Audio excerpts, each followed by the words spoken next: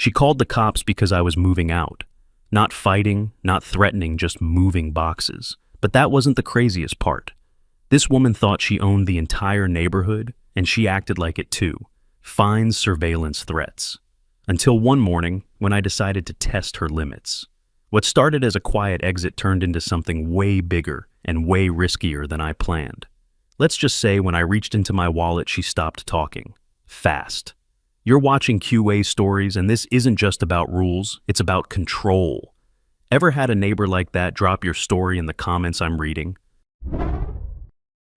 I'm Nick Morgan, 32 years old, and honestly, I never thought I'd be the guy telling a story like this. I used to be an FBI agent until I got tired of dealing with bureaucratic nonsense and retired early to do security consulting. Good money, flexible schedule, and all I wanted was peace and quiet in some small community where I could tend a garden and mind my own business. I'm not even sure why I thought moving to a rural neighborhood with an HOA would give me that peace. But here we are.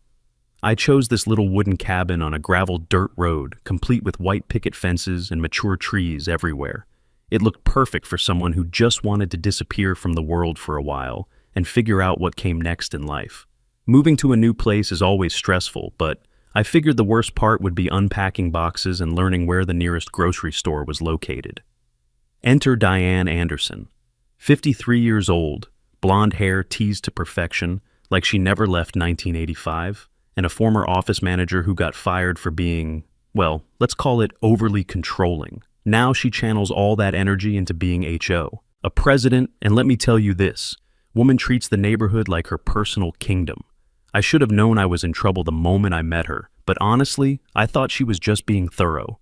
Looking back, I should have trusted my gut when every instinct told me this woman was going to be a problem. But you know how it is when you're trying to be the polite new neighbor. You give people the benefit of the doubt, even when red flags are practically slapping you in the face. Moving day arrives, and my truck barely parks on the gravel road when she appears out of nowhere, like some kind of neighborhood surveillance system. No, hello, no, welcome to the community, no, need any help with those boxes? Just this, trucks over 8 tons aren't allowed on this road. You'll damage the gravel. My truck was 4 tons. The road was clearly built for vehicles much larger than mine, but I stayed polite because I'm new here and figured maybe I misunderstood something. No problem, I'll be quick. I told her thinking that would be the end of it. Boy, was I wrong about that. The emails came non-stop before I'd even unpacked my first box. She'd hit me with 3 separate complaints each, pettier than the last. By day 3, it felt less like a move and more like an audit. I kept thinking this has to be a joke, right? Maybe she's just really passionate about property values and things will settle down once I get everything organized. I wasn't trying to cause trouble or make waves. I just wanted to live quietly and maybe grow some tomatoes without anyone bothering me about it. Day 5, she knocks on my door and points at my small potted plant by the white picket fence. This disrupts the clean fence line. It needs to be moved. I set the pot down slowly and looked her dead in the eyes, trying to see if she even registered how ridiculous this was. A 6-inch plant. At my fence. On land I signed for with my own hand. But to her it was rebellion. It's just a flower pot, I said, still not quite believing we were having this conversation. That's the standard, and you're out of alignment, she said, like she was reading off a zoning code she wrote herself.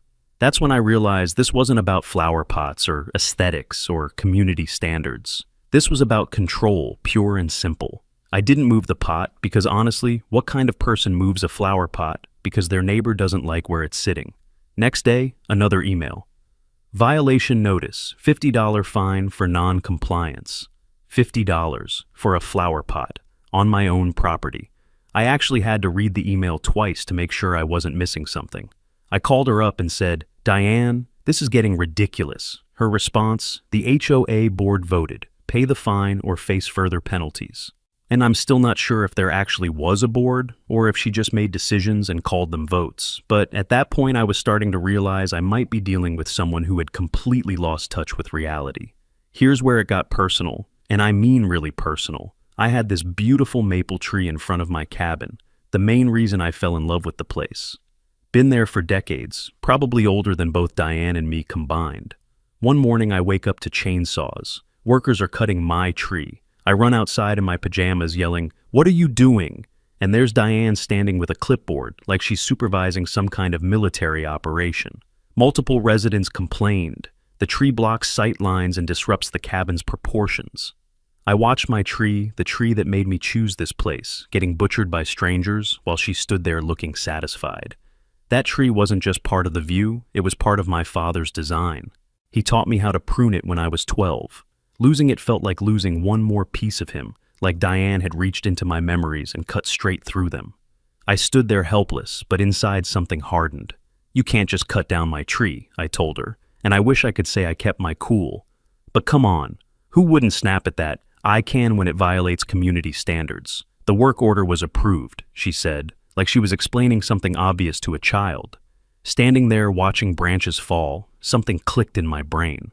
This wasn't about aesthetics or rules or community standards. This was about a woman who needed to dominate everyone around her, and I had somehow become her latest project. I looked at Diane standing there with her satisfied smile, watching my tree get destroyed, and made a decision that would change everything.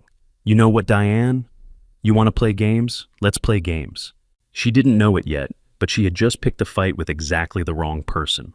That night, I sat in my cabin looking at the mutilated tree through my window, and honestly, I didn't know if what I was planning was justice, revenge, or something far bigger than either of us. After the tree incident, instead of backing off like any reasonable person would, Diane got worse. Way worse. Daily emails now, and I'm talking about the most ridiculous complaints you've ever heard in your life. Violation for non-uniform shrub symmetry. Citation because my rain gutters were insufficiently matte. She even flagged a disruptive mailbox shadow pattern at 3:17 p.m. The penalties stacked $25 here, $75 there. It was less a list of fines and more a slow bleed, and she knew exactly where to press. She was literally trying to fine me into submission, and the crazy part is, I think it had worked on other people before me.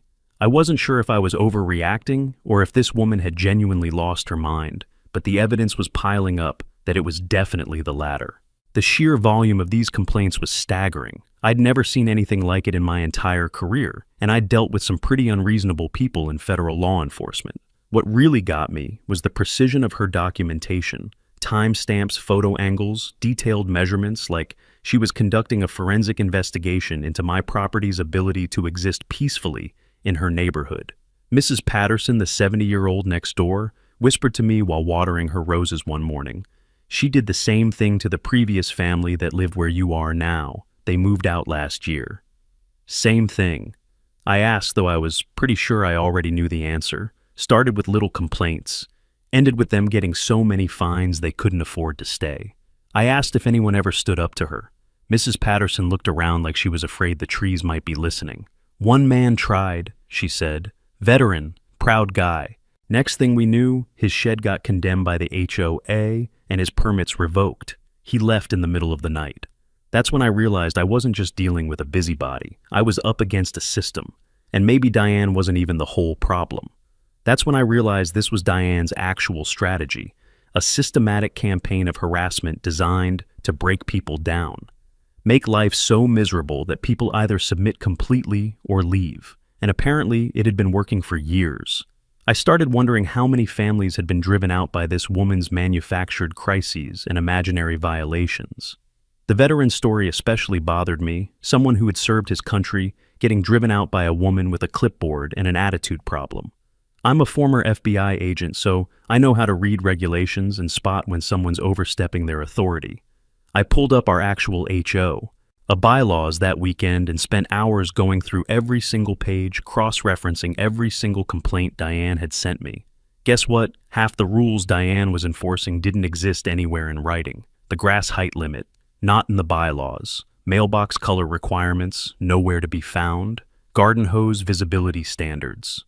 Complete fiction. She was literally making up rules and hoping people wouldn't check, and someone this controlling would eventually cross the line into completely making things up. But the sophistication of her deception was actually impressive. She'd created an entire parallel set of regulations that existed only in her head.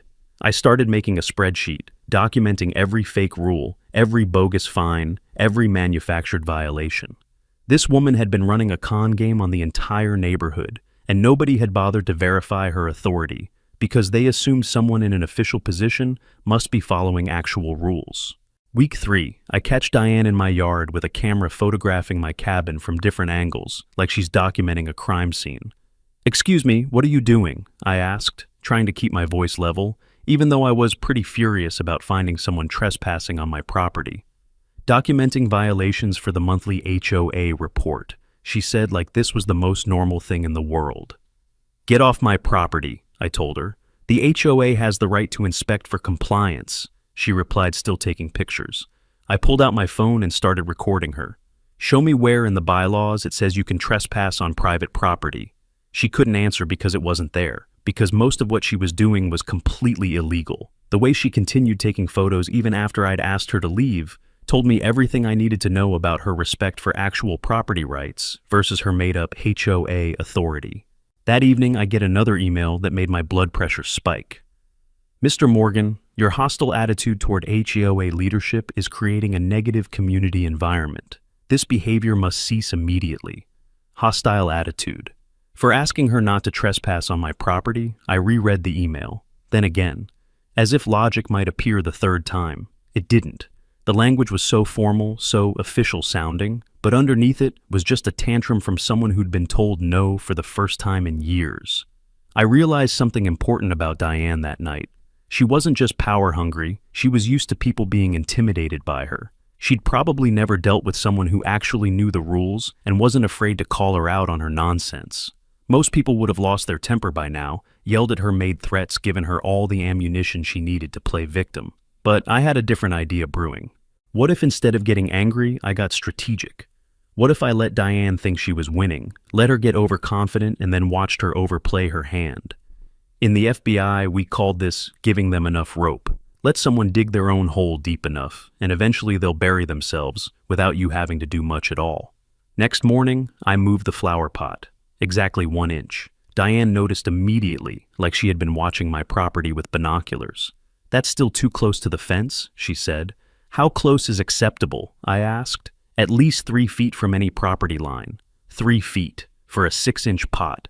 I moved it again, and somehow she found another complaint. That's when I understood the pattern completely. No matter what I did, it would never be enough.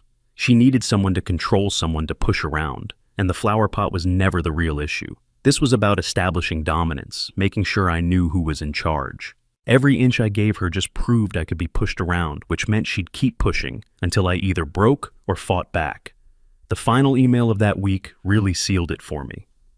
"Mr. Morgan, you have 48 hours to bring your property into full compliance or face legal action through the HOA. Legal action, over a flower pot and some made-up rules that didn't exist in any official document." I stared at that email for a long time, and honestly, most people would panic at that point.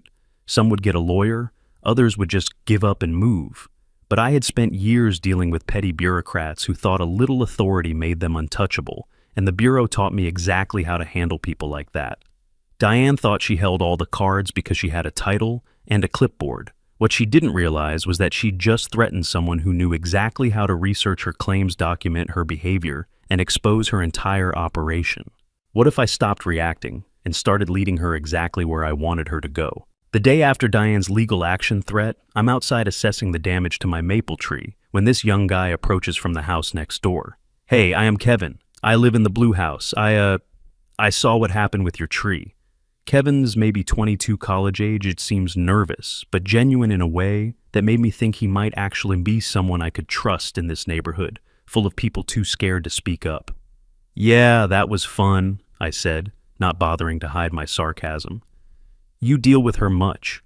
I was curious to know if I was the only target or if this was part of a larger pattern of behavior that had been going on longer than I realized. Something about Kevin's approach told me he'd been watching this situation unfold and had his own thoughts about Diane's methods. "Unfortunately," Kevin said, and I could hear real frustration in his voice. "She flagged my back deck as a modern eyesore. I showed her the permit, and that shut her up, for now." That got my attention immediately. Kevin looked like the kind of guy who wouldn't hurt a fly, so if Diane was going after him too, then this really was a pattern of behavior, and not just some personal vendetta against me specifically. It made me wonder just how many people in this neighborhood were walking on eggshells, afraid to do anything that might attract her attention. The fact that Kevin had actually fought back, even in a small way, suggested he might be willing to do more if the situation called for it.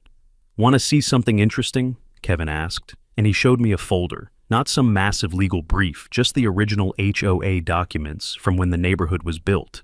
He had the receipts, and I mean literal ones. Permit codes, dated expense reports, all underlined and annotated like a case file. "I figured as much," I said. "What else you got?" That's when Kevin pulled out what would become the foundation for everything that happened next. This kid wasn't just complaining about Diane, he'd been systematically documenting her behavior like a proper investigation. I was impressed. Kevin had done basic research that any college student could do, county records, original neighborhood plans, public documents that anyone could access if they bothered to look. "Look at this." He pointed to a financial summary. "The HOA collects $200 per month from each house. Know what our expenses actually are. Maybe $50 per house for road maintenance and landscaping." "Where's the rest going?" I asked, though I was starting to have some pretty strong suspicions.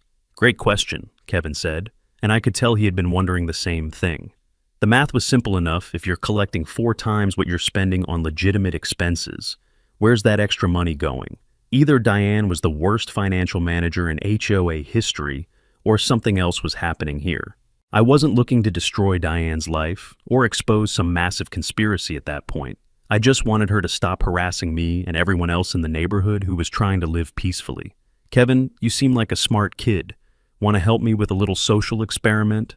"What kind of experiment?" he asked, and I could see he was intrigued but cautious. "Let's see how far Diane will go when she thinks she's about to lose control." Kevin grinned, and for a second I saw the spark of someone who had been waiting for this fight. We pulled out my whiteboard. Yes, I travel with one, and started mapping psychological triggers. Diane thrived on certainty, predictability, dominance. So, we'd give her uncertainty silence and just enough bait to believe she was still winning. Step 1, false withdrawal. Step 2, shift her focus to me. Step 3, evidence gathering under her nose. Kevin took notes like he was in a graduate course on psychological warfare, which, in a way, he was. The strategy was simple, nothing that required special expertise or complicated legal maneuvering. "I don't need you to be a legal expert or investigator," I told Kevin. "Just help me document things. Take photos, save emails, be a witness." That's it. That's it. Sometimes the simplest plans work best. But Kevin was already thinking ahead. What if we can get her to escalate publicly? Like really lose her temper in front of other neighbors? I liked where his head was at. This wasn't just about stopping Diane from harassing me. It was about showing the entire community who she really was underneath all that official authority. In the days that followed, our trap took shape. Kevin and I choreographed every move, the boxes, the loud phone calls, the gossip cues. We weren't just moving, we were baiting. I called a moving company, making sure to talk loudly near my window where Diane could hear. Ordered some moving boxes that I left visible on my porch.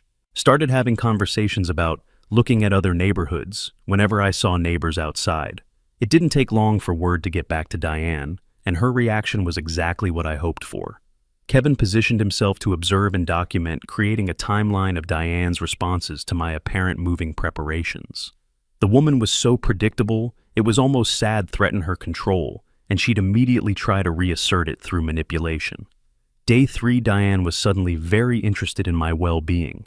Phone call. "Nick, I heard you might be moving. I hope it's not because of any misunderstandings we've had." Misunderstandings. That's what she called systematic harassment and illegal fines. "Just exploring my options, Diane," I told her, trying to sound resigned rather than angry. "Well, I'd hate to see you go. Maybe we can work out any issues you have." For the first time since I'd moved in, Diane was being nice to me. Not because she'd changed or suddenly developed empathy, but because she was scared of losing control over her favorite victim. Kevin was listening from his yard, documenting this complete personality shift for our growing file. "Kevin," I said later that day, "she's more predictable than I thought." Kevin started keeping a simple log, dates, times, what Diane said or did. Nothing fancy, just facts. Meanwhile, I kept up the fake moving preparation. More phone calls, more boxes, more house hunting conversations that I made sure happened where the neighborhood gossip network would pick them up. We were feeding Diane exactly what we wanted her to hear, and she was responding exactly as we'd predicted. It was like watching someone follow a script they didn't know they'd been handed. By week's end, Diane was calling daily. Any way I can help you feel more comfortable here? Maybe we can adjust some of the guidelines. Guidelines, not rules. She was already backing down from her previous position, and I could tell she was getting desperate. Kevin and I met each evening to review the day's interactions, building a comprehensive picture of how Diane operated when she felt threatened. You know what, Kevin, I think our neighborhood queen is about to show everyone exactly who she really is. What do you mean? Kevin asked. The desperation in Diane's voice was becoming more obvious each day. I thought I understood how people like Diane operated, but I'd underestimated how fast power crumbles when it starts to slip. Saturday morning, 8 a.m. Perfect moving day weather, and Kevin and I had been planning this for a week. The rental truck arrived small, one perfectly legal size. Nothing that could possibly violate any real HOA rules. I start loading boxes while making sure to be visible from Diane's house, and most of these boxes were empty because this whole thing was theater designed to get Diane to show her true colors. You know, I've shared stories like this before on QA Stories, but I've never been in the middle of one myself. And let me tell you, it's a completely different experience when you're the one trying to stay calm while someone loses their mind at you. Sure enough, 10 minutes in, I see Diane's curtains moving. She's watching, probably taking notes, definitely planning her next move. But she wasn't the only one. I noticed blinds shifting 2 houses down. Mr. Jensen across the street had paused his leaf blower mid-task. Even the mail carrier hesitated before sliding envelopes into my box. The neighborhood wasn't watching a movie, they were watching a confrontation unfold in slow motion. Kevin's positioned at his house, documenting everything with his phone, not hiding, just being a good neighbor, recording what he thinks is a normal moving day. But both of us know this is about to become anything but normal. Within an hour, Diane appears, but this isn't the aggressive Diane from before. This is concerned neighbor Diane, the version of herself she trots out when she needs to manipulate someone. Nick, that's unfortunate timing. I was just preparing a revised compliance offer for you, she says, and I have to give her credit, she almost sounds like she's been working on a solution. Yeah, found a great place across town. Better for me, I tell her, trying to sound like someone who's been worn down by weeks of harassment and just wants to escape. I watch her face change as the reality hits her. Losing control of someone was clearly not in Diane's playbook, and you could see the panic starting to set in behind her eyes. But we never finished working out those minor issues. I'm sure we can compromise. Minor issues. A few weeks ago, they were serious violations requiring immediate correction. And now suddenly, they're minor issues we can compromise on. That can't be right, can it? I keep loading boxes, staying friendly but firm, because I want her to think I'm just tired of fighting, not that I'm setting a trap. I appreciate that, Diane, but I've already signed the lease elsewhere. That's when she really starts to panic. What if we waived some of the recent fines? Fresh start. She was literally offering to ignore her own rules to keep me under her control. I actually had to stop and stare at her after that one, because the woman who had been threatening legal action a week ago was now trying to bribe me to stay. Here's where Kevin and I got creative. One box clearly labeled HOA Records in big bold letters gets loaded where Diane can see it. Her eyes lock onto that box like a hawk spotting prey, and I swear I could see the gears turning in her head. She reached for her phone and took a single photo of the label of Kevin's face of me holding the lid open. Her hands trembled just slightly. She wasn't documenting us. She was archiving evidence for herself. What kind of HOA records? She asks, trying to sound casual but failing completely. Oh, just copies of bylaws, financial statements, correspondence. You know, normal stuff people keep when they move. What would you do back down to keep the peace, or keep pushing to see how far someone will go? That box changed everything. The mask dropped. No more neighborly concern. Only the HOA officer clinging to the last thread of her imagined authority. Now she was back to HOA president mode, and the mask was starting to slip. Residents aren't entitled to financial statements. That information is confidential. Actually, financial records are legally accessible to all homeowners. Basic transparency requirements. I told her, and I could see her starting to realize that maybe I knew more about the law than she'd assumed. Here's where Diane made her first real mistake. This information belongs to the board, not to individuals trying to weaponize it. Kevin's recording this whole conversation, capturing a clear attempt to prevent me from taking my own legally obtained documents. I'm not even sure there was a real HOA board at this point, but she was acting like she had some kind of government authority to control what documents I could take from my own house. "Diane, I'm not asking permission to take papers that belong to me," I said, and I could feel the situation escalating exactly the way I'd hoped it would. "Those papers contain sensitive community information," she practically shouted.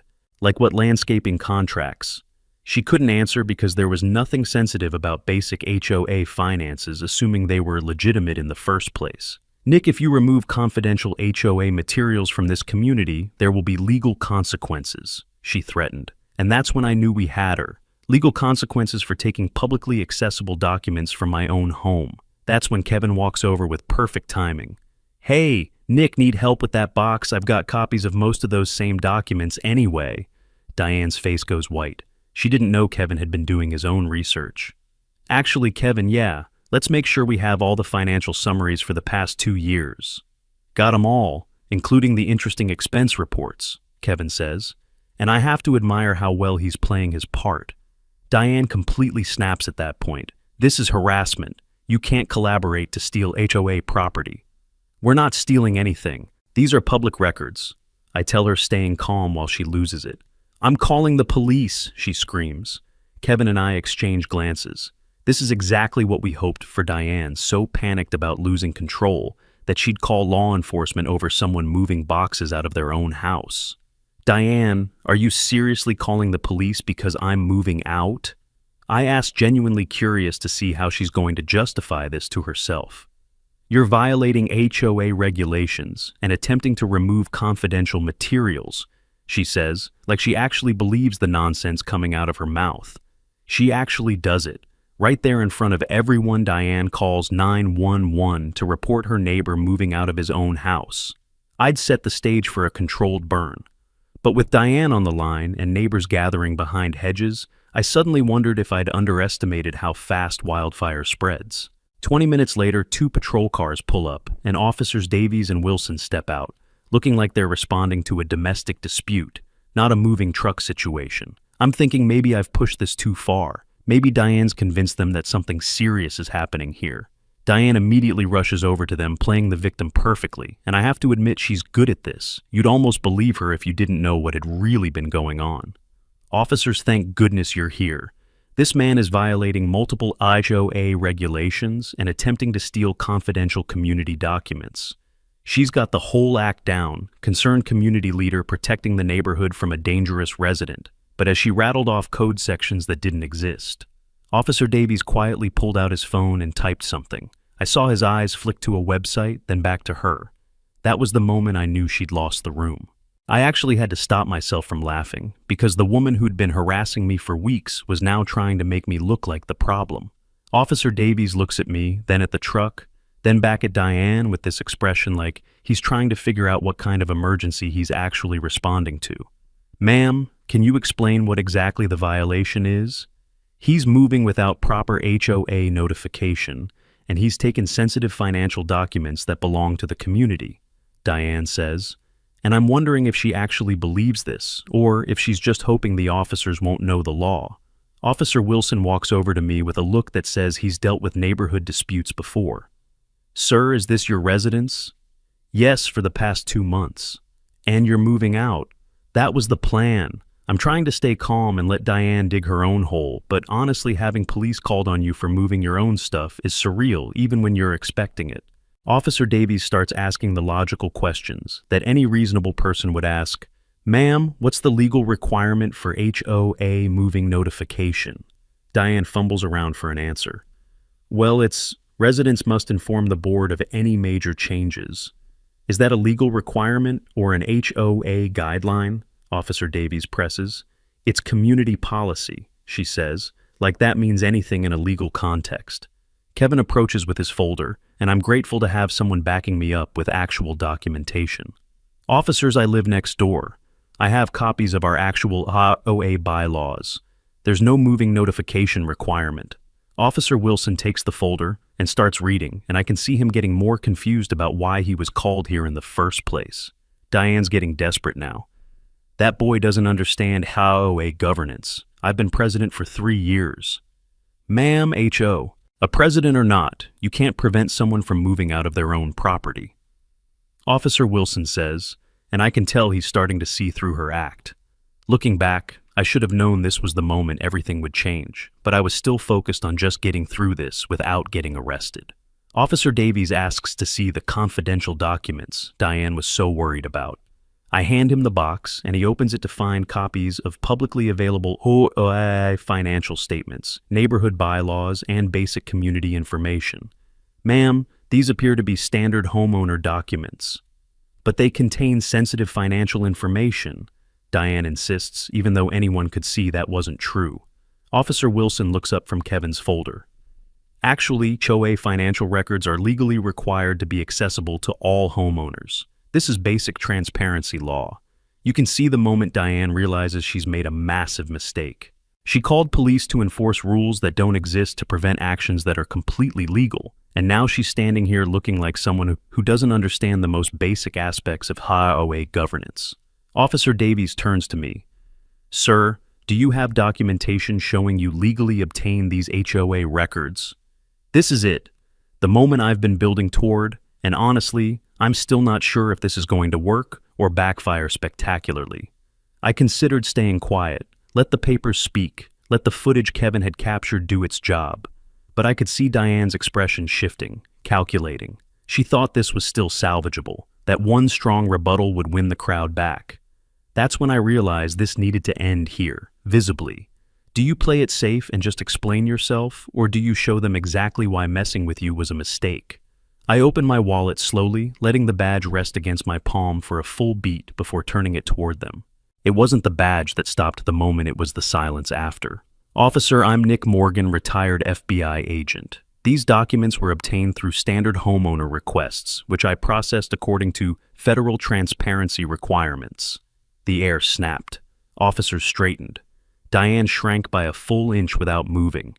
Officers Davies and Wilson both straighten up, recognizing legitimate federal credentials, and suddenly everything about this situation looks different. Diane's face goes from confident to confused to absolutely terrified in about 5 seconds. She stepped backward, just once, just enough for her heel to catch the curb behind her. She didn't fall, but the wobble said everything.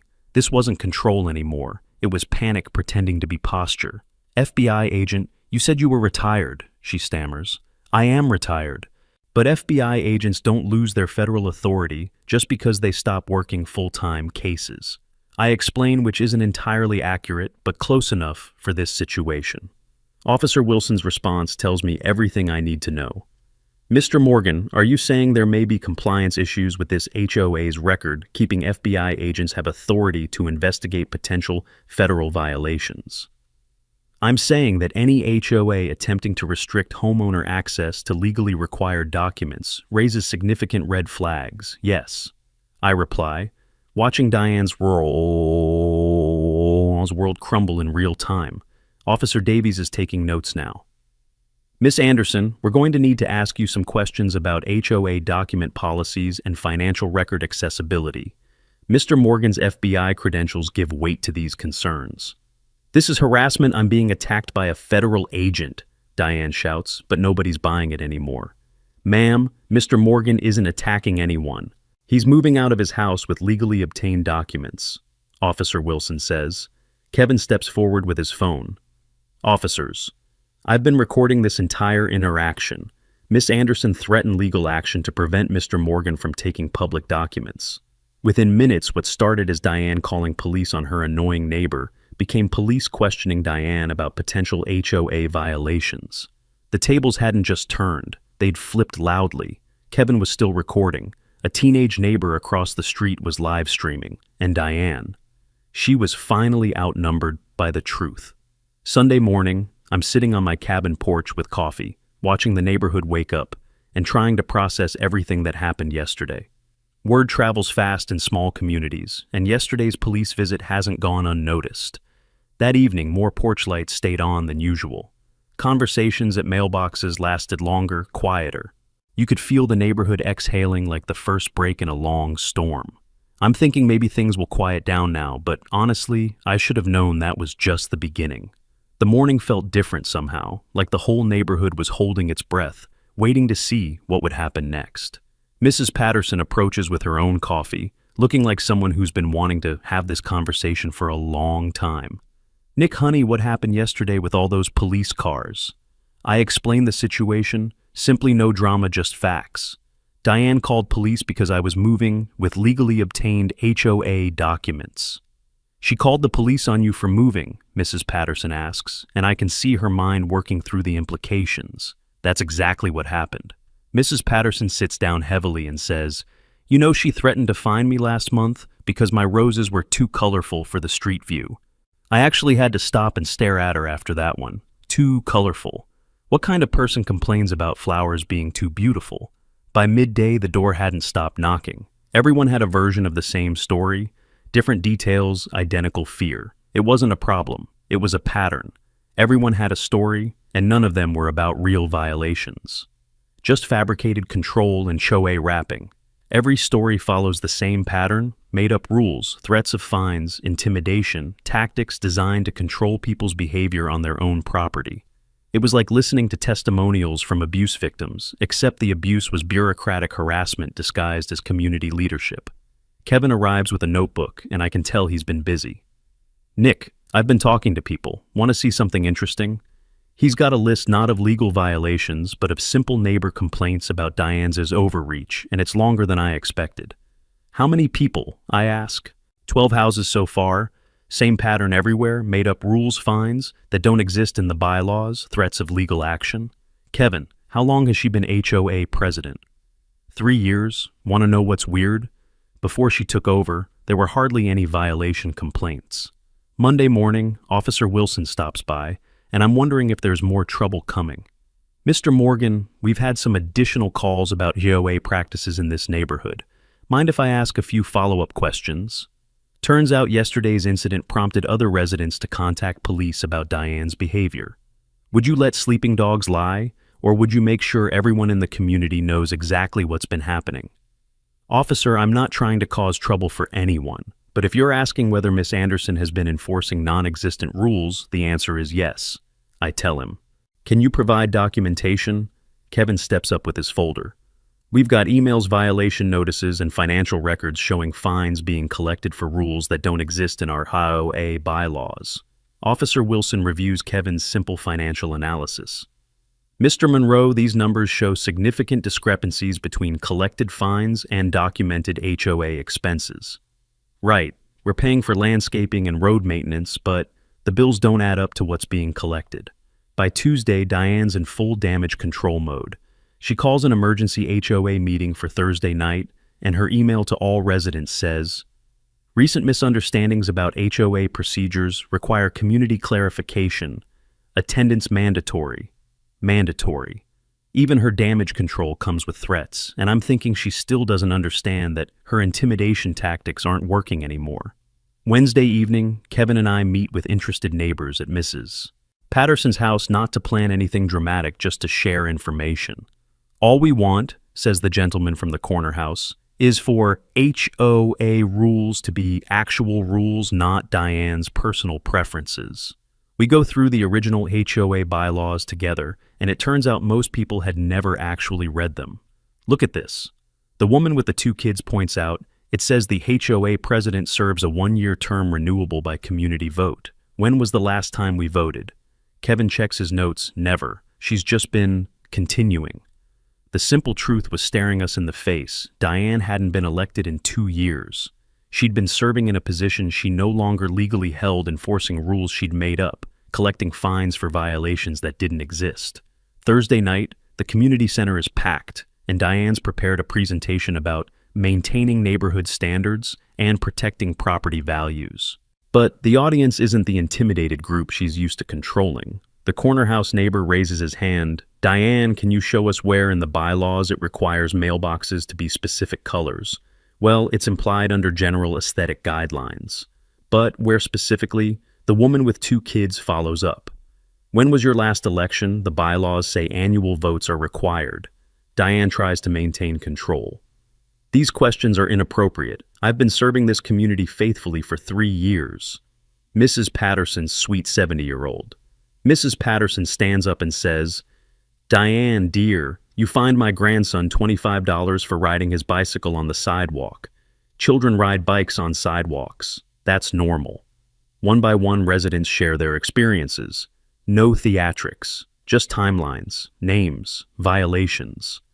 The truth didn't need drama, it carried weight on its own.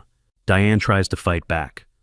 All of these issues were handled according to proper procedures. Kevin stands up with his folder. "Diane, we've reviewed the procedures. Most of what you've been enforcing isn't in our bylaws." As the meeting continues, something important happens. The community stops being afraid of their HOA president. Not because of any dramatic confrontation, but because information is powerful and people are stronger together than alone. But Diane wasn't the type to fade. She'd retreat just far enough to reload, and I didn't know if the next strike would come with paperwork or something meaner. And I had a feeling this meeting wouldn't just decide Diane's fate, but reveal who else had been quietly helping her hold the reins. Friday morning, I get a certified letter, and my first thought is that maybe I've pushed this too far. Diane's hired a lawyer and is threatening to sue me for defamation of character and conspiracy to damage HOA leadership. Kevin gets the same letter, and so do the corner house neighbor and the woman with 2 kids. "She's trying to scare us into backing down," Kevin says, reading his copy. "But honestly, I'm wondering if this legal threat might actually have some teeth to it." But something interesting happens that I didn't expect. Instead of being intimidated, people get angry. By afternoon, Mrs. Patterson has organized a legal defense fund. The corner house neighbor has contacted a local attorney who specializes in HOA disputes. The woman with 2 kids has started a petition calling for Diane's immediate removal. The neighborhood that used to cower from Diane's threats is now actively fighting back. And I'm realizing that sometimes all it takes is one person refusing to back down to change everything. Monday morning, Officer Wilson arrives with paperwork, and I'm preparing for the worst. "Mr. Morgan, we've completed our review of the HOA situation. Given your FBI background and the evidence provided, Ms. Anderson has been issued citations for misuse of emergency services and operating an HOA without proper electoral authority." "What does that mean?" I ask. "It means she's been collecting fines and enforcing rules without being legally elected to do so. That's fraud." Turns out Diane's lawyer abandoned her case once he reviewed the actual HOA bylaws and saw the evidence Kevin had compiled. No legitimate attorney wants to defend someone who's been making up rules and collecting illegal fines. Tuesday evening, we have an emergency community meeting with a simple agenda vote on new HOA leadership and review all existing fines and violations. Diane arrives alone, no longer the confident queen of the neighborhood, and you can see she knows it's over. The new board formed quickly, not from ambition, but relief. No campaigns, just neighbors stepping up where Diane once stood alone. The vote is unanimous, well, almost. Diane votes against everything, but she's outnumbered 47-1. The financial review reveals exactly what we suspected. Diane had been collecting fines for non-existent violations and using the money for personal expenses. The good news, the woman with 2 kids announces, is that we can refund most of the inappropriate fines to residents. We're talking about over $15,000 collected illegally over 3 years. Makes you wonder what would happen if more people actually checked whether they're HO. Rules were real, doesn't it? Faced with financial accountability, potential criminal charges, and a community that no longer fears her, Diane announces she's moving out of state. Her final email to the community says, "This neighborhood has lost its commitment to excellence. I hope you're satisfied with the chaos you've created." Classic Diane, blaming everyone else for her own downfall right until the very end. Over the next month, the community implements actual improvements, clear written guidelines based on legal requirements rather than personal preferences. Monthly financial transparency reports, annual elections for all HOA positions, an appeal process for any violations, and zero tolerance for harassment or intimidation. Kevin steps into a leadership role, naturally helping neighbors understand their actual rights and responsibilities. "You know what's funny?" he tells me one evening. "Most people want to maintain their properties and be good neighbors. We just needed rules that made sense." Mrs. Patterson plants a new flower garden, no longer worried about color violations. The corner house neighbor paints his mailbox the color he actually likes. The woman with 2 kids lets her children ride their bikes freely without fear of fines. The gravel road that once echoed with Diane's complaints now just sounds like a normal neighborhood, kids playing, neighbors chatting, life happening, without someone constantly looking over everyone's shoulder. 3 weeks after the moving day incident, I'm still here. Those empty boxes are stacked in my garage unused, because it turns out I don't need to move when the problem moves itself. I plant a new maple tree where the old one was butchered, and this one will grow without interference from anyone. This time I brought out a photo of my dad from the day I first showed him the cabin, buried it just beneath the roots. Let the tree grow from something that mattered. 6 months later, the neighborhood is thriving. Property values have actually increased. Turns out people like living in communities where they're treated like adults, not subjects. Kevin's become the unofficial community mediator, helping resolve disputes before they escalate. Diane moved to Arizona, and we heard she tried to become HOA president in her new community, but was voted down when residents researched her background.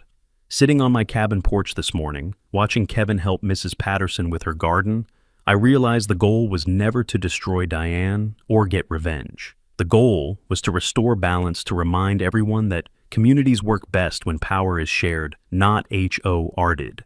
Last week, a new family moved into Diane's old house, young couple with a baby.